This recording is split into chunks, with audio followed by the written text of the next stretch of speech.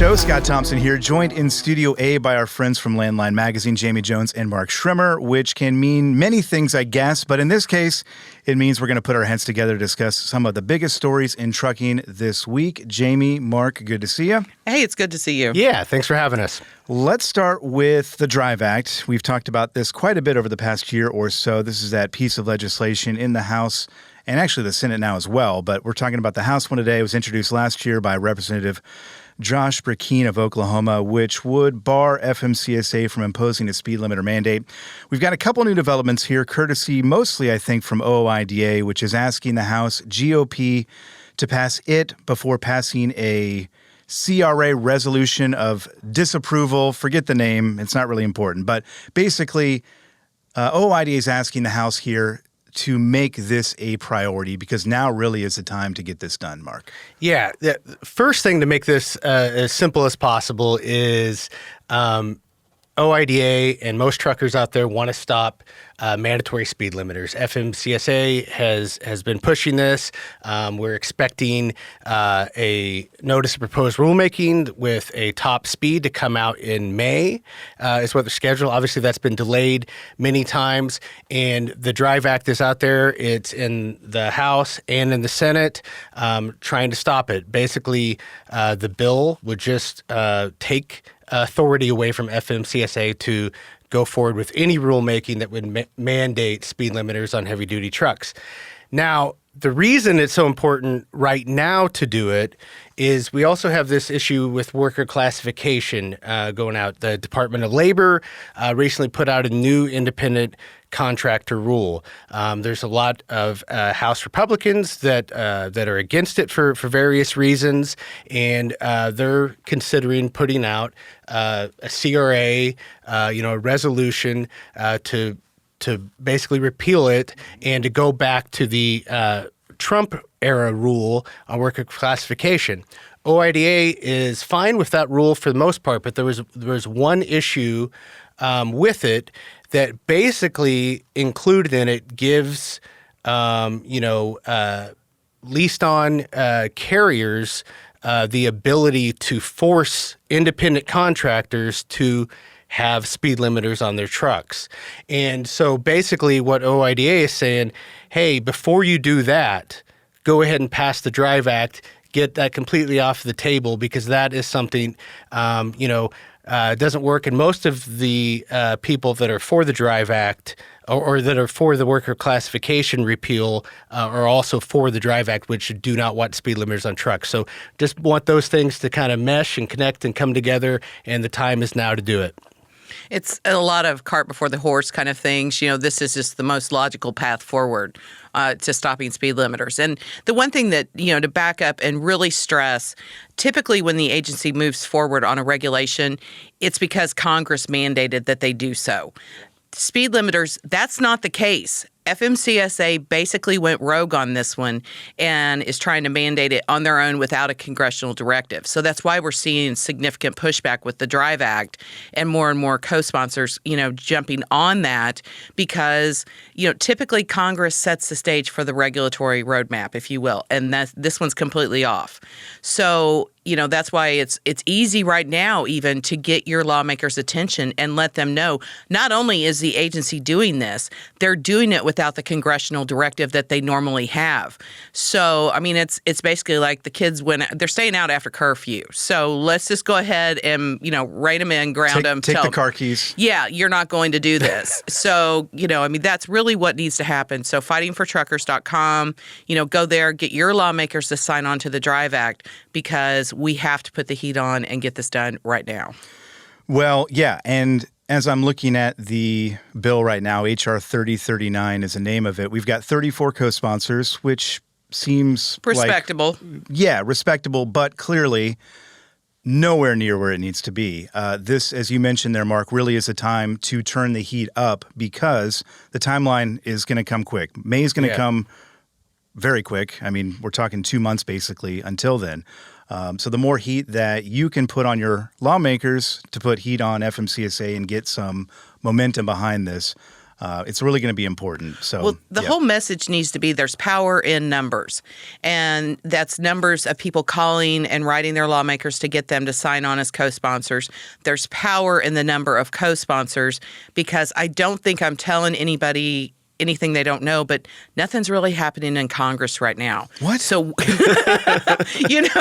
newsflash. We really need a big showing on this one, and that's in the form of co-sponsors. So if we're going to beat this before May, we got to get on it now. Yeah, and absolutely. We've talked about this so many times before, but reach out, explain what this would do for you, what this would do for safety, first and foremost. Share your war stories, man. Share your stories. Make it personal. Don't make it personal, but share your personal stories of experiences out there, and it really does go a long way. So hopefully this gains some traction here, and we'll, of course, update you on how that looks and what happens there. Let's move on to a move out of FMCSA, not speed limiters, but something else. They are now actively gathering information and feedback about lease purchase agreements. We've got this truck leasing task force, which we've talked about before. It's providing some really great insight, I think, into the problems that we're seeing out there with lease purchase agreements. And now the agency is asking for more information from basically anybody out there, for those who have gone through a lease purchase agreement, those who may be in one right now.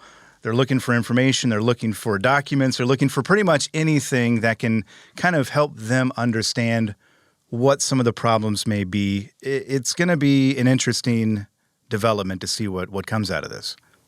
Well, and I think we need to start back. This is congressionally mandated. Yes. Yeah. So this is one of those things that the agency really didn't have a choice but to do. And it is a very important one because there are so many lines blurred when it comes to lease purchase agreements. And this is definitely a unique comment period. It is very short. We'll see if that sticks because they're asking for a lot of information.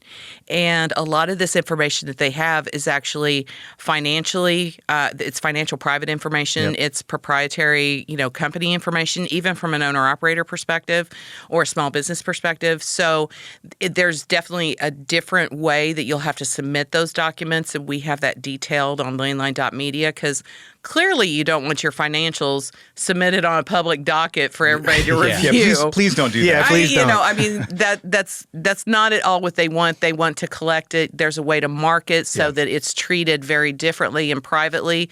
The appropriate people, they'll take the data from it, and then that'll be it. This is not where your dirty laundry is going to be shared everywhere because, unfortunately, when it comes to lease purchases, the number of bad stories out there far outweighs the good.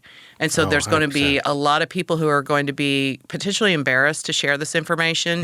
Yeah. Let's remember, lease purchases for the most part are predatory business models.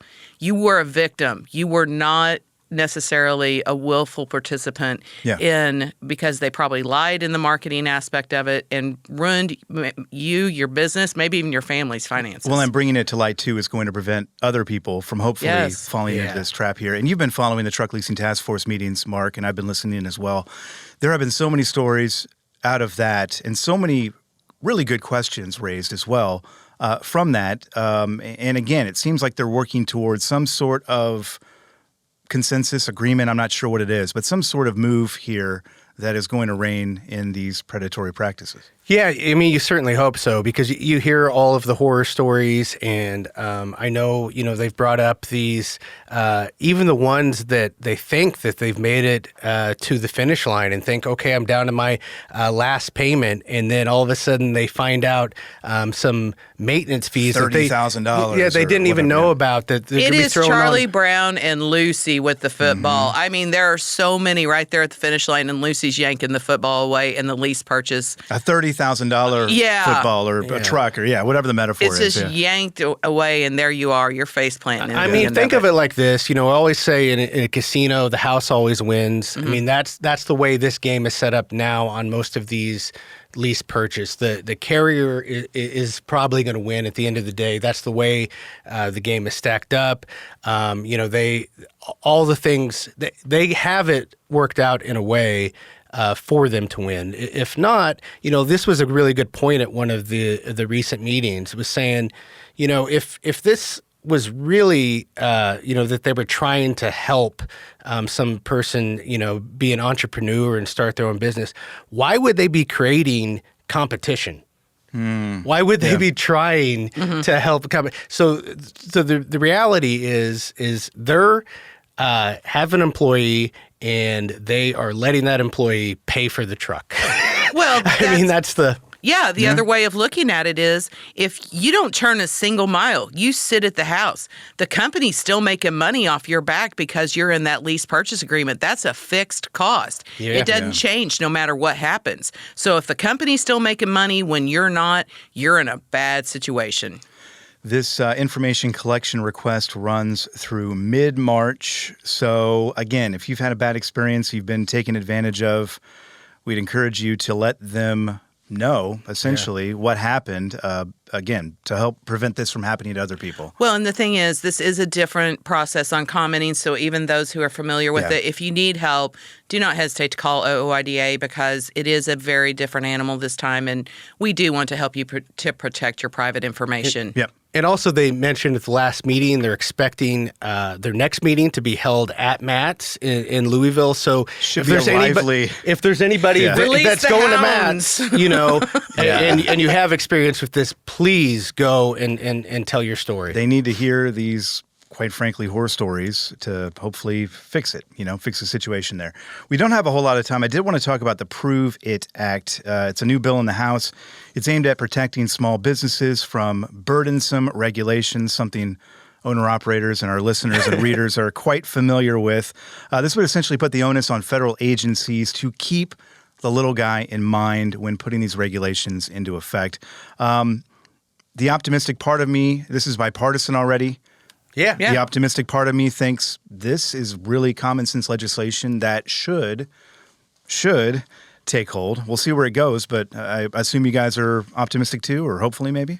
Anytime you see a bipartisan effort, I mean, you just instantly, especially in this political climate. Exactly. We're almost talking unicorn level stuff here when you start talking about bipartisan efforts in this Congress. So, kudos to them for putting this together. I actually fell in love with the second that I saw the name of it, Prove It. I was like, there you go. Because there are mechanisms in place to protect small businesses through the regulatory process. But when you start looking at the definitions of small businesses, it's scary. I mean, it's like multi-million dollars, hundreds of employees, depending on what definition of small business they want to use. And here we are in a world of one man or woman with their one truck, it's a different league. Yeah, it's just totally. Hopefully, you're hitting some, decent six-figure income, but who knows? And at the end of the day, it's just like I feel like true small mom and pop businesses have been left in the cold by a lot of the protections in Congress or in law currently. Mark? Yeah, and this is this is encompassing to all industries, but especially in trucking. You think of how many of the regulations that are cooked up. So many times they're coming from ATA. Yeah. And why is ATA pushing for these? Because to try to push down the small business, their competitor. Yeah. And so this is why this is important. And I'm glad to see OIDA latching onto this and supporting it, and hopefully all the members will as well. H.R. 7198. This is a new piece of legislation. The Prove It Act. The Prove It Act. So keep an eye on that. Easy to remember, too. Absolutely. Jami, Mark, a pleasure as always. We'll see you again next time. See ya. Yeah, thanks. Our thanks to Jami Jones and Mark Schremmer of Landline Magazine, who, along with the rest of the team at the magazine, are keeping tabs on all the latest news out of the trucking industry. You can check out their work for yourself on LandLine.Media and in every issue of the magazine. We've got a break to take, but stick around. Landline Now is back right after this.